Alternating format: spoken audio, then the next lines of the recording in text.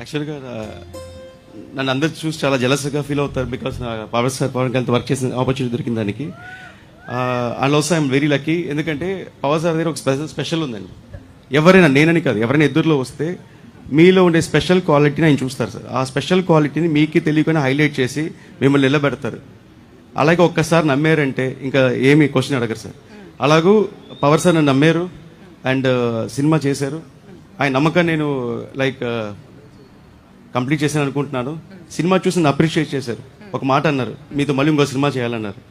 So and ఒక్కసారి కాదు 3 సార్లు చూశారు. చూసి ఒక గంట సేపు అప్రిషియేట్ చేశారు. గంట సేపు. బట్ నాకు ఒక చిన్న సంతోషం ఉండేది, నేను వినేది నిజమా లేక ఏదో నాకే హై వచ్చింది అర్థం కాదు ఒక సెకండ్. దాని తర్వాత అసురడం సాంగ్ అయితే సార్కి చాలా ఇష్టం. ఒక 500 టైమ్స్ చూసింటారు సార్ ఆ సాంగ్. అండ్ దాని లాస్ట్ వాయిస్ కూడా లాస్ట్ యాడ్ చేశారు ఇలా కావాలని. సో అంత ప్యాషన్ పవన్ సార్. ఏది చేసినా పర్ఫెక్ట్గా చేయాలి, బాగా చేయాలి అనేది చాలా. అండ్ ఈజ్ పీపుల్స్ మనిషి. సో మీకు తెలుసు.